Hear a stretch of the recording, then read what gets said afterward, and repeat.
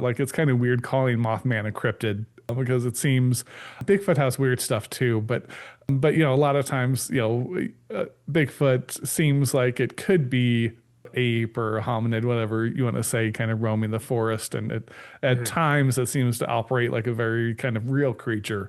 There is lots of high strangeness that people don't, I think, like to talk about, maybe sweep under the rug, but Mothman seems very like the idea of saying Mothman is just an undiscovered man with wings. You know what I mean? Like that seems a little weird. It seems like there's something more high strange with the phenomenon with Yes. it. But I wonder if you could maybe start us with where you jumped into. I know the first book was Mothman in the Midwest, or was Yes. it Lake Michigan or something? I had that. The Lake Michigan Mothman Yeah. is what I ended up titling it, but that was just because at that time the sightings were coming in from like a certain mile radius around Lake Michigan. It's not actually connected to Lake Michigan other than just sort of a general proximity to that area. I mean, Lake Michigan is the largest like geographic feature in this Sure. region, so Uh-huh. made a certain amount of sense. And there's just like a little bit of alliteration, which is always nice. Um, but The writer in you yeah, coming out, like right, of course. you're on writers drinking whiskey, so I get you completely here. Yeah. So, yeah, But my introduction to that, now, of course, as a kid, as I mentioned, I had read John Keel. I actually didn't start with the Mothman prophecies when I was reading Keel. I started with like his Guide to Mysterious Creatures, which I thought was great, and moved on from there. But I of course I had read Mothman prophecies.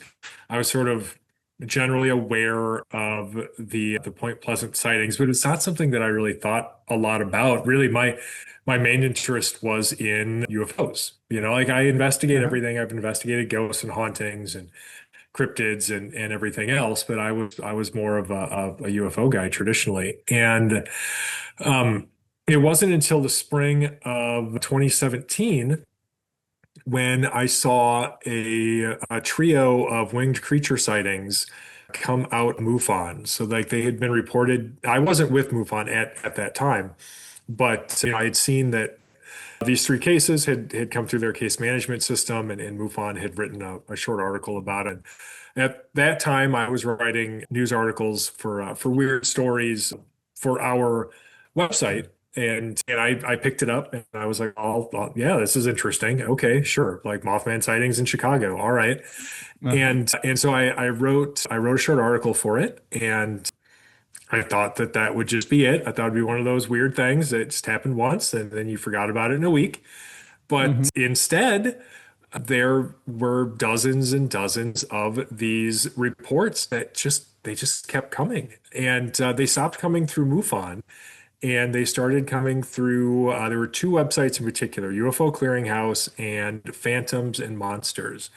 And so I kind of wanted to do my journalistic due diligence, and I reached out to the proprietors of those websites and interviewed them separately and continued to cover their cases as they came in and were published. And not too long after that, I started getting people reaching out to me directly because they had had some kind of weird sighting, and so they wanted to share it.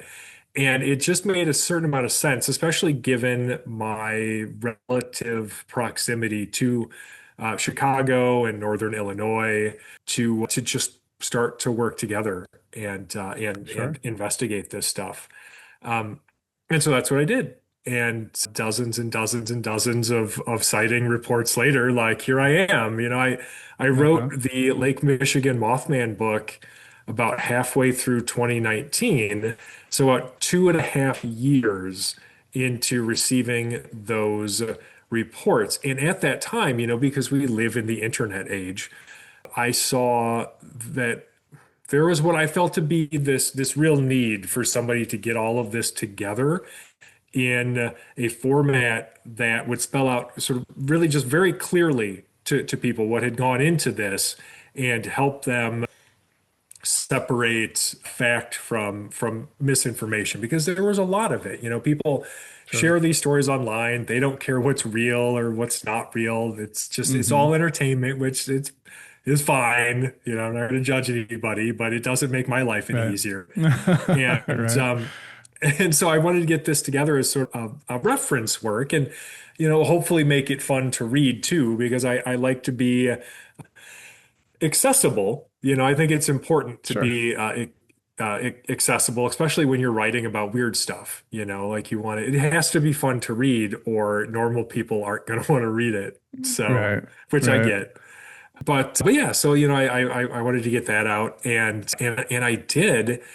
And the one thing that nobody ever tells you, like John Keel certainly never told anybody this when he wrote the Mothman prophecies, is that there's no real ending to any of this. Like it never actually ends. Like there's Uh-huh. no momentous event. Like there's no climax to this story.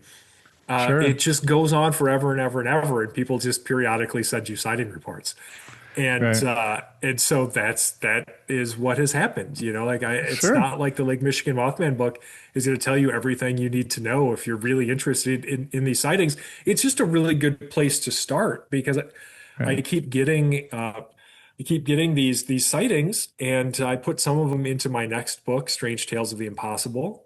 Some of them will be in my fourth book coming out for Llewellyn, which again, it's just titled Mothman. It's the publisher Uh-huh. picks the title, so which is Sure. fine. Sure. I no shade against Llewellyn; they're great to work with.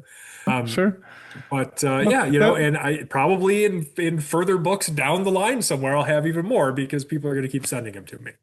right, right. Well, it's interesting you said that about it not ending, because I think the thing with Mothman, especially if anyone read the book or saw the movie, Mothman Prophecies with it was Richard Gere, I think if I remember right, Yes, playing that John starred in it. Klein instead of John Keel. Yeah. Oh, that's right. That's right. I don't even, I knew that, but I don't think I even realized they changed the name. But yeah, so it seemed like the bridge collapses in Point Pleasant, but I think is still the deadliest bridge collapse in U.S. history, right? 47 people died, which is Yeah. bonkers, obviously. Right. And so I think a lot of people thought, oh, then Mothman, flew off to parts unknown, right? Like that was kind of the end. And I know, well, so actually, I don't let me say I know, because I don't know anything. I'm very much like I'm one step beyond like a normie, like like I know probably enough to be dangerous, not enough to be an expert by any stretch. But so you said it hasn't ended. Is there still sightings like in Point Pleasant? Is there any difference between how the kind of experience reports go from that region versus the Chicago, the Lake Michigan region? Sure. So yeah, I mean, and the sightings here started in Chicago, but they've since spread out into like southern Wisconsin and down into like southern Illinois, into Indiana.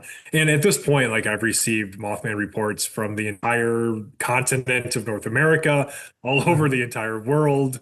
So it doesn't seem to be restricted to any particular geographic area. I'd say the big difference is a narrative one, because Mhm. Point Pleasant had John Keel, and the Midwest just has me. And Thanks for checking out this clip of Writers Drinking Whiskey. For the full interview, check out the main channel. I'll have it linked on the screen here and in the description. I'm sure you know where that is. And if you want more from Writers Drinking Whiskey, check us out on the main channel. We have full-length interviews, author panels, shenanigans of the highest order. It is a load of fun. We hope to see you there. Cheers.